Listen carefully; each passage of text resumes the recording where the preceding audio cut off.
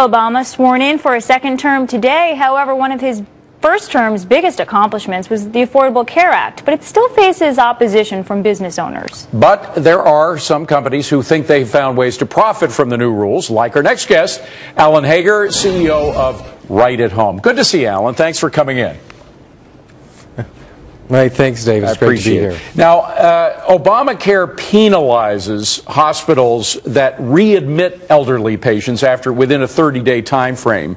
And of course, there's been a lot of debate about whether, this and whether that should be in or out, whether that hurts or helps the country long term, the elderly long term. But you have found a way to take find opportunity for your business in that. Explain how.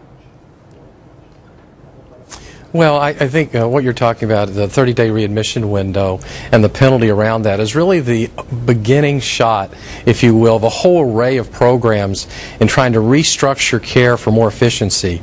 I mean, I think we're all aware of the costs with an aging society, the United States, and for that matter, around the developed world. So, the government is really, together with businesses, are looking how can we press those costs down. Specifically, the program that you're mentioning is reducing those readmissions within that 30-day window. Medicare has found that's a $17 billion problem. Wow. And Right at Home, we piloted 3 years ago a program with a health system in North Carolina. And what we found is if you target some of the Medicare patients as they're discharged and you provide services that Right at Home provides, the support for everyday activities in the home, look at their nutrition, their medications, that you can actually reduce costs. And what we found with the hospital in North Carolina, we actually saved $1 million in 1 year with that hospital. And now we're pushing that program all across the United States. And I think, as you expand that out, I think you can see the dollars that could be saved. Let me just follow up on that. So the way you profited from that was taking a percentage of that money you saved from the hospitals? No, I mean, we're just providing the services that we normally provide. Okay, so you help the hospitals, which is great for the hospitals, but you didn't actually take any money from them for that help.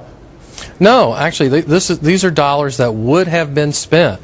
And so the hospital actually pays for the services that we provide to the folks right after they're discharged from the hospital. So it's really a win-win. For the hospital, they're saving, not getting the readmission penalties. And for Medicare overall, there's fewer services that are being provided. And what's really important here, we're doing this in the context of a better quality service for the patient. They don't have to be readmitted back in the hospital, which is, of course, a negative outcome for them as well. Yeah, so you found a pocket of opportunity that you're profiting from, but I feel like profit's an understatement. You expect your business to double in the next 5 years. Do I have that correct?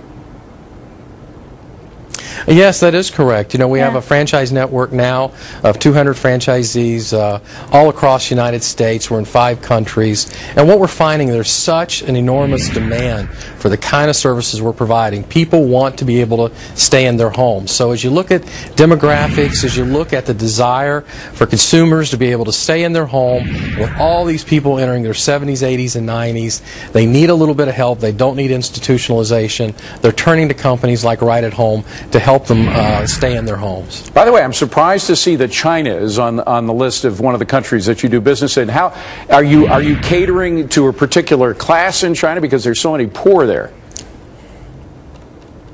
Well, it's a fascinating story in China. We actually had not planned to go there, but the master franchisee that we work there, she did something very interesting. She had me go into the homes of the Chinese when I visited there at one point. And yes, it does tend towards the middle and the upper middle class there, but they have the same problems that we do at keeping their elderly people at home.